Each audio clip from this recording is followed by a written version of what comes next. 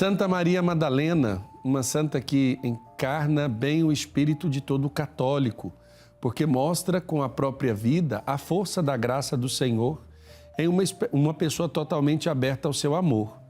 Maria Madalena, segundo o Evangelho de João, foi a primeira pessoa a ver Jesus ressuscitado. É testemunha primaz desse fenômeno. E para aprofundarmos sobre a história e a identidade de Maria Madalena, eu tenho a alegria de falar com a Vilma Stigal de Tomaso. Vilma Tomaso, doutora em Ciências da Religião pela PUC São Paulo e escritora do livro Maria Madalena, História, Tradição e Lendas, que já está na praça à disposição dos nossos leitores pela editora Paulus. Boa tarde, Vilma, que alegria poder falar com você. Boa tarde, Padre Wellington, o prazer é meu e eu cumprimento a todos os espectadores, os ouvintes da TV que estão nos assistindo agora. Vilma, eu começo com uma pergunta bem particular. O que te inspirou a escrever um livro sobre Maria Madalena? E, vale lembrar aqui, é um nome que chama atenção pela presença, pela proeminência nos evangelhos, na história de Jesus, mas também que gera muita controvérsia para quem não conhece ou não sabe bem dizer especificamente sobre essa personagem, né? O senhor falou a palavra-chave aí, Padre Wellington. Ela tem muita controvérsia em relação a Santa Maria Madalena. Por quê? Porque ela foi confundida com outras mulheres, porque ela não é associada a nenhum homem como eram as outras mulheres. Por exemplo, as mulheres antigamente elas eram filhas de alguém, irmãs de alguém, mães de alguém, né, de um homem. E é assim que elas eram identificadas nos evangelhos. Tem muitas Marias, né? Maria, mãe de Jesus, Maria de Nazaré, mas a gente sabe que é a Virgem Maria. E tem outras Marias também. Maria, irmã de Marta, que o senhor falou hoje, né? Que nós celebramos a festa. E Maria Madalena, ela é reconhecida pela cidade de onde ela veio, Magdala, né? Que é uma cidade também da Galileia, muito próxima ao lugar onde Jesus viveu, né? Ele nasceu em Belém, mas ele viveu na Galileia, chamado Galileu. Então, isso me inspirou também a querer saber quem é essa mulher, porque eu também me confundia. O senhor sabe que há muitos anos eu era catequista, né? Preparava crianças para a primeira comunhão e eu ficava um pouco confusa também sobre isso. Será que Maria Madalena é Maria, irmã de Marta? Será que... E no cinema ainda confundiram, colocaram como aquela mulher de João 8, aquela mulher adúltera que seria apedrejada. E outra mulher que é confundida com ela também, isso que eu falei de João 8, é muito por conta do cinema e do século XX, né? Mas a outra mulher confundida com ela também há mais tempo, há mais séculos, é aquela pecadora anônima que está em Lucas 7. Então, tudo isso... eu começo, então... E aí, como é que você sentiu esse apelo em escrever um livro sobre Maria Madalena? Olha, eu achava tão bonito ela ter sido a testemunha-chave da ressurreição, porque todas as pessoas que amam o Cristo gostariam de ser uma Maria Madalena. Pensa, alguém que ele chama pelo nome e fala que está vivo e pede para ela anunciar para os amigos dele, né? Então eu falo, gente, por que será que Cristo escolheu Maria Madalena, né? O que ela fez de tão bom? Porque eu também quero fazer, né?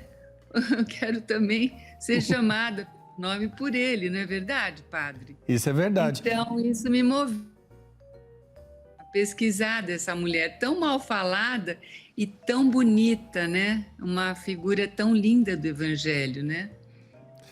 Eu estou aqui pensando, quando você fala, eu começo a imaginar a série de equívocos que até pregadores já cometeram ao tratar de Maria Madalena. Muita gente que está nos acompanhando, estou recebendo aqui algumas mensagens durante o momento da nossa entrevista, estamos ao vivo, agora 3h51. Algumas pessoas perguntam, mas e aí, Maria Madalena, ela foi prostituta? ela teve uma vida, digamos, ligada à prostituição, por assim dizer, de sua época? Pelos evangelhos, não. Pelos evangelhos, se nós lermos, de jeito nenhum. A primeira Então igreja... é um erro histórico, é um erro grave imputar a ela esse tipo de situação. Sim, tanto é que o Papa Francisco elevou em 2016 a memória dela, que é dia 22 de julho, a festa igual aos apóstolos, né? Porque ela é considerada a apóstola dos apóstolos, né? Exatamente. Por Hipólito de Roma, século 2, 3. Isso eu pesquisei há muitos anos, né? E todos os livros que saíam de Maria Madalena eu pesquisava, mas a minha fonte maior é a patrística e os evangelhos também, porque Maria Madalena se tornou um personagem público. E cada época, o que eu notei, Padre Wellington, que cada época usou Maria Madalena conforme lhe convém, sabe? Então, os gnósticos usavam... A gente sabe que até Papa Francisco, há pouco tempo, escreveu uma carta, né, que fala sobre os gnósticos modernos, mas o movimento gnóstico é um movimento antigo, né? Que é gnósticos, né? Aqueles que atribuíam a Jesus não a filiação de Deus, ele era filho de Deus, mas não era Deus, por exemplo, né? E vai contra o nosso credo.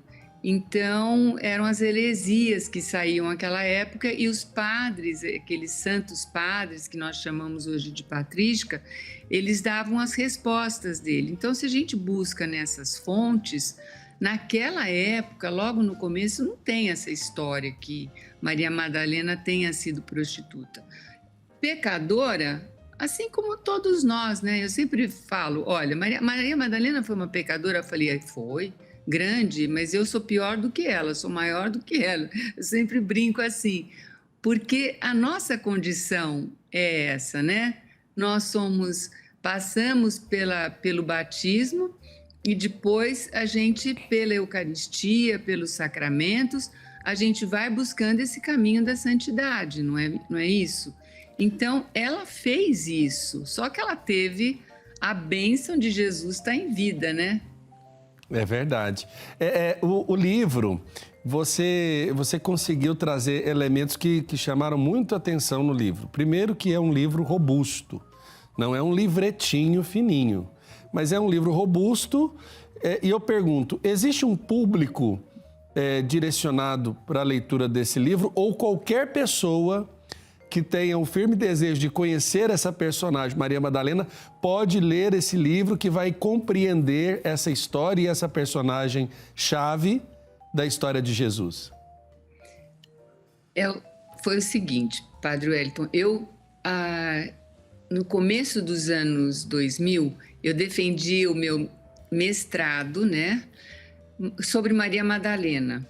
Era uma tese, uma dissertação bem menor do que é o livro hoje.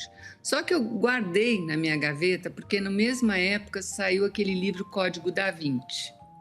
Quando eu resolvi publicar e a editora Paulus gentilmente me acolheu, que eu já tinha escrito um outro livro sobre o Cláudio Pastro e o Cristo Pantocrator por lá, pela editora Paulus, eles aceitaram publicar esse livro, eu refiz aquela tese, aquela dissertação de mestrado, e eu acrescentei tudo que eu tinha estudado a mais, só que eu tirei da linguagem acadêmica e deixei para uma linguagem para o grande público. Então, se um estudioso for ler o livro, ele tem todas as referências, as notas. Se ele quiser buscar mais, tem os livros, né, onde eu busquei aquele conhecimento, aquela informação sobre Maria Madalena. Agora, eu tenho recebido muitas pessoas, o feedback de muitas pessoas leigas, né, que gostam de vida de santos, que gostam da Santa Maria Madalena, que elas são pessoas comuns e leem e gostam muito. Agora, padres também têm gostado muito, Eu tenho amigos pastores protestantes que leram e se interessaram, gostaram, sabe? Então é o grande público, na verdade, né?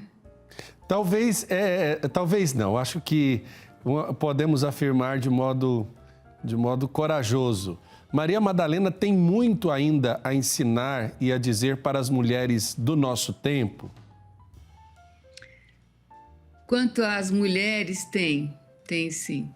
Porque uma coisa que às vezes eu fico muito preocupada, sabe? É com essa disputa que acontece hoje em dia, homem e mulher.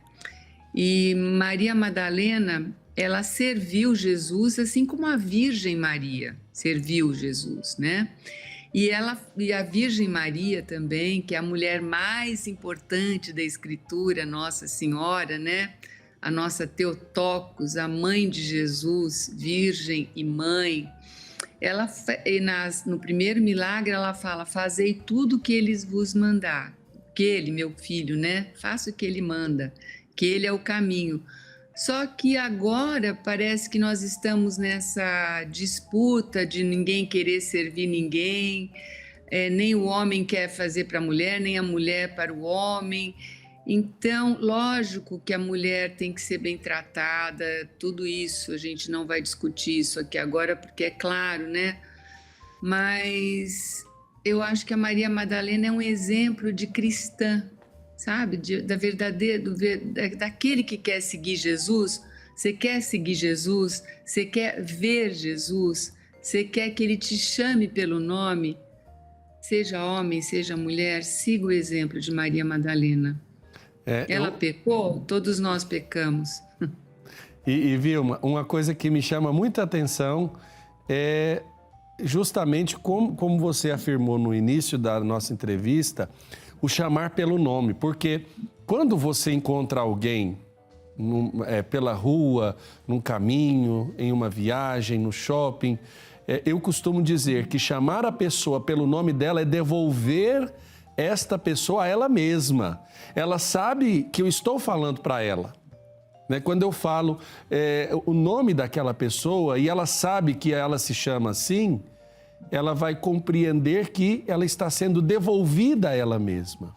E além disso, existe toda a entonação, existe a força, a forma, o jeito que Jesus chamou ela naquele momento. Não chamou de qualquer jeito. Tanto é que quando ele disse o nome dela, Maria, não foi de qualquer jeito. Tanto é que ela reconheceu a voz do Mestre. Ele estava com o corpo transfigurado, né? Por isso que ela não reconheceu naquele momento. E ela tinha visto ele todo ensanguentado. O senhor já pensou? Ela e as santas mulheres que foram ungí-lo, né? Tinham visto ele e, de repente, ela pensou que fosse um jardineiro, porque não podia ser aquele Jesus que ela viu ser envolto nos panos, né, e ser enterrado, não podia ser. Então, eu imagino a alegria que ela teve, porque aquela mulher amava tanto o seu mestre, que ela foi procurar um corpo. É verdade. E nós, muitas vezes, quando vivenciamos a experiência, por exemplo, do Dia de Finados, né? É interessante o que as pessoas vão procurar nos cemitérios. A gente precisa se perguntar para que isso não seja contraditório ao que nós acreditamos na perspectiva da ressurreição, né? Para que a gente também acredite naquilo que ela escuta, né? Não está mais aqui. Não está mais aqui. Não está mais aqui, mas nós cristãos, nós fazemos a memória dos mortos, né?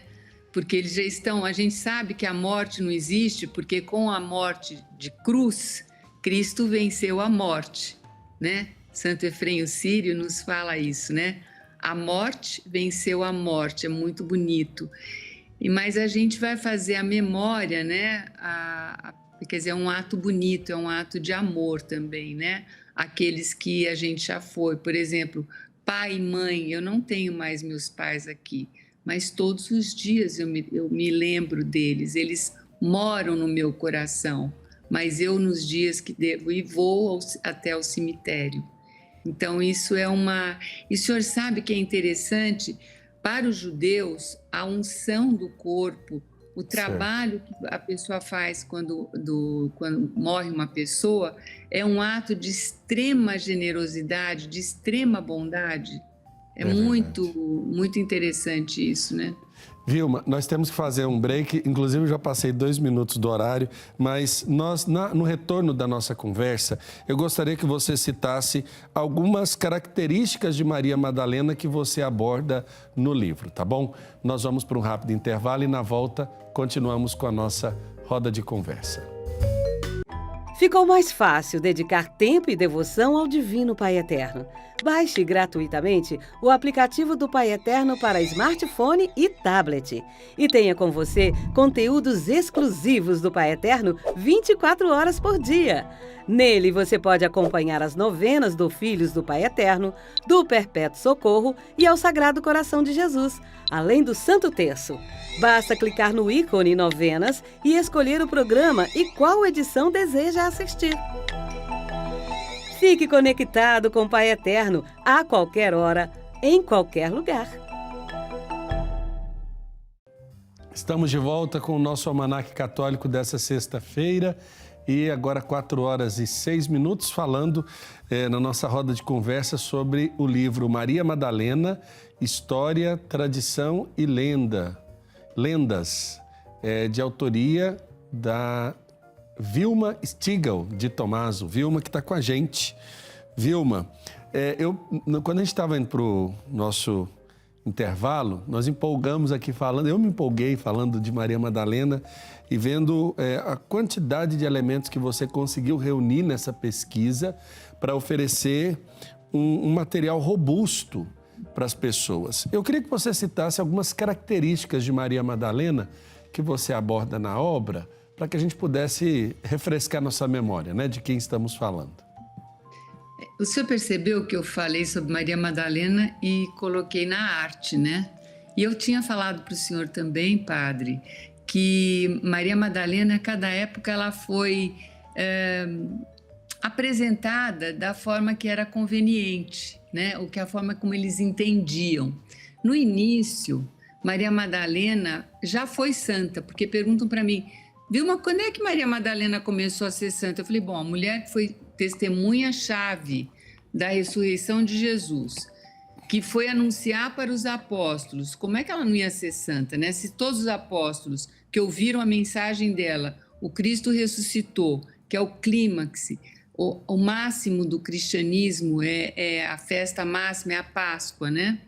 E ela São João Evangelista coloca como testemunha-chave, então ela é santa desde sempre.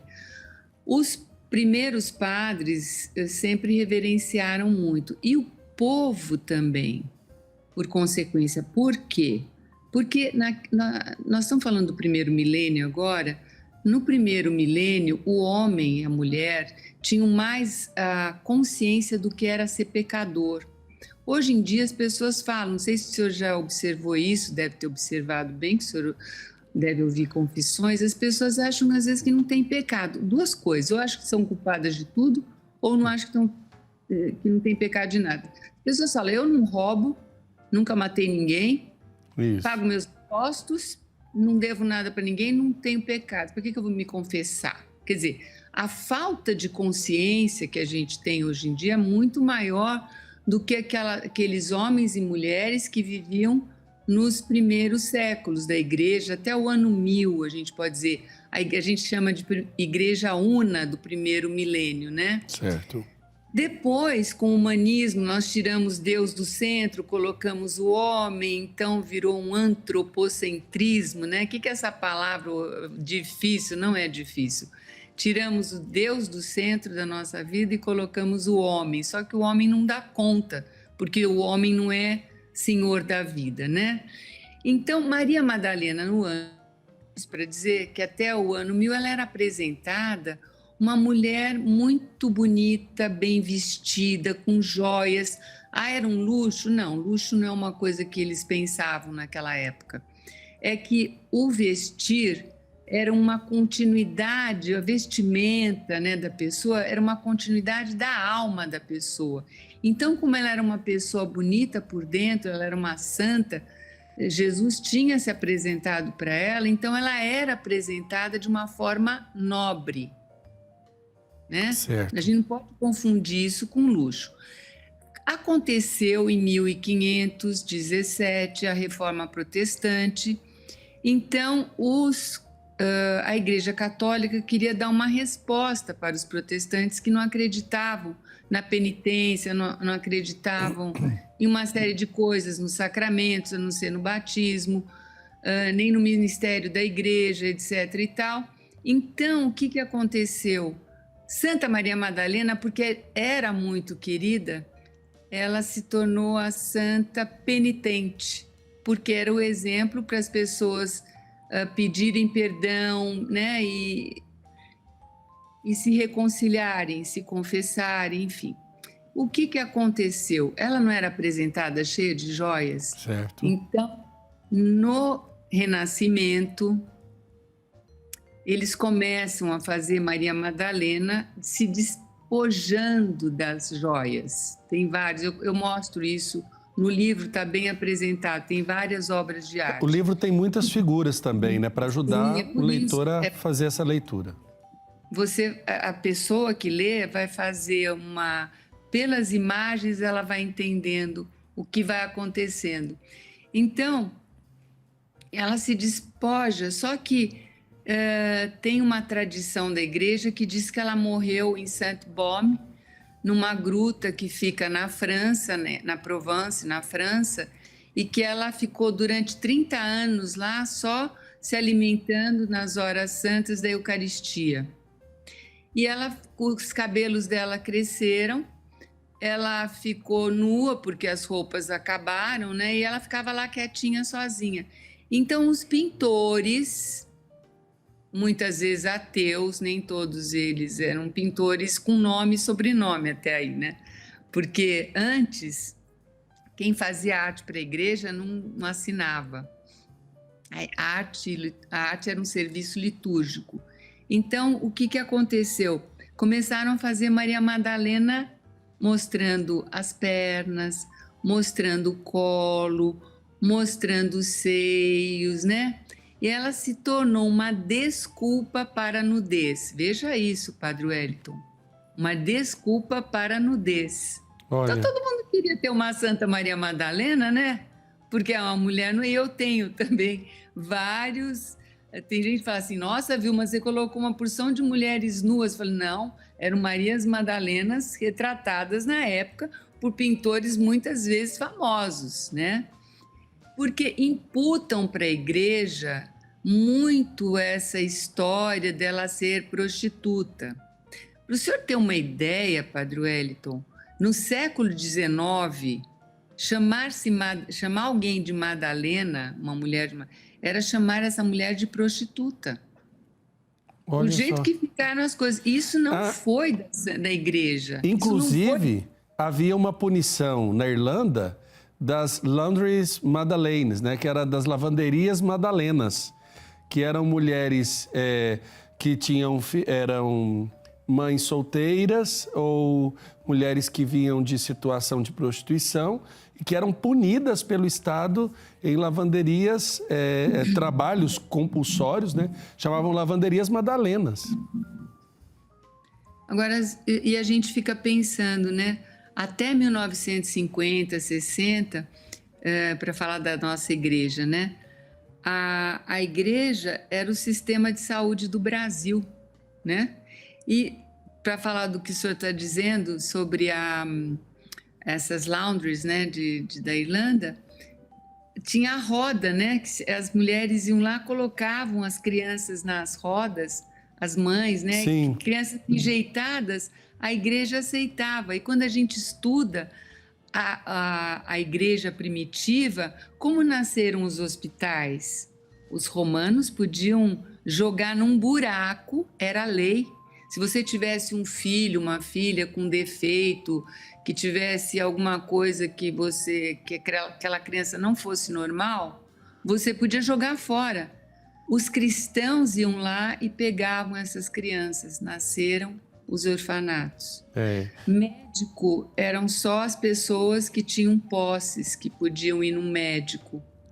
Os primeiros hospitais foram freiras, padres, cristãos, leigos, cristãos que cuidavam dos pobres que não podiam pagar médicos. Então, a gente precisa conhecer essa parte da história que não ficou muito bem, não é muito bem dada, né? As pessoas não aprendem na escola de jeito nenhum e não sabem.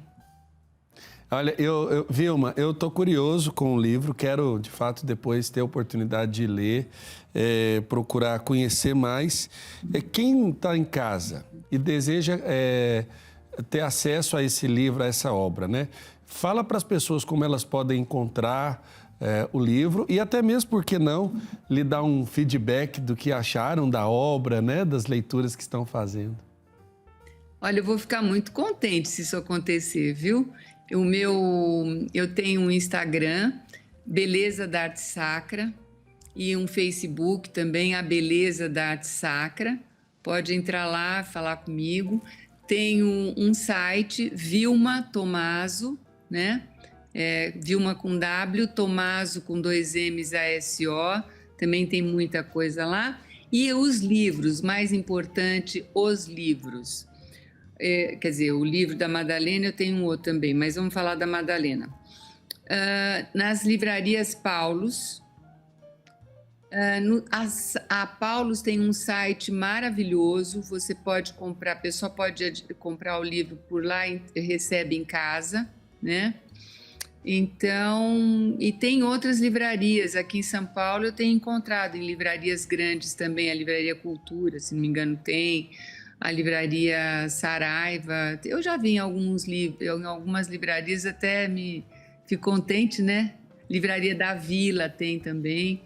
Então mas eu acho que mais seguro é a Paulus, com certeza, o site e a Livrarias Paulus. Uma coisa também, agora tem também o e-book, que pode ser adquirido também. E isso tudo pela internet, as pessoas procurando Maria Madalena, História, Tradição e Lendas, né? Sim. Vão encontrar o link aí. Olha, para quem está nos acompanhando na TV, a capa do livro tem uma obra belíssima do padre Marco Ivan Rupinick, que valoriza muito o olhar, né? Os desenhos do padre Rupinick valorizam muito o olhar e trazem a figura de Maria Madalena com a qual você abre essa bonita obra.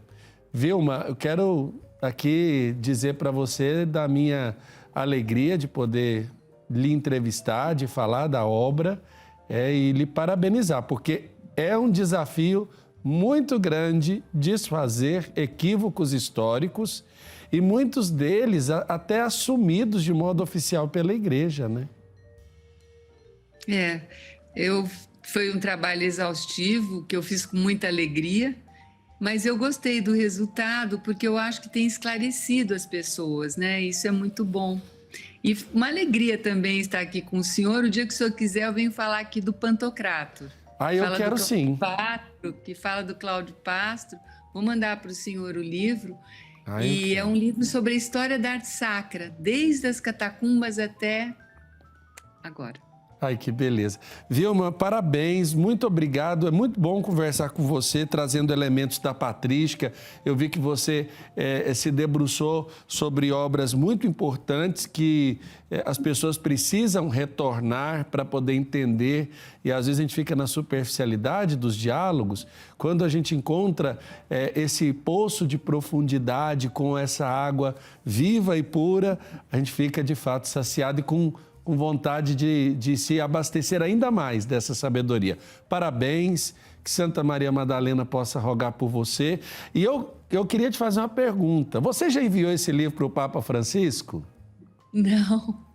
Eu queria lhe sugerir, envie esse livro ao Papa Francisco. Sabe por quê? Porque o Papa, ele buscou, através da recolocação dessa festa, desfazer uma série de equívocos. Acredito eu que o Santo Padre ficaria muito feliz em ter acesso à sua obra, viu? Vou mandar. E depois você me conta. Mando sim. Tá bom? Muito obrigada, eu vou ficar muito honrada se ele pegar o livro na mão. Ah, pode ter certeza, viu? O Papa é muito sensível a esses pequenos gestos. Vilma, forte abraço. Tudo de bom para você. Eu também, para todos. Muito obrigada, um prazer. Prazer é todo nosso.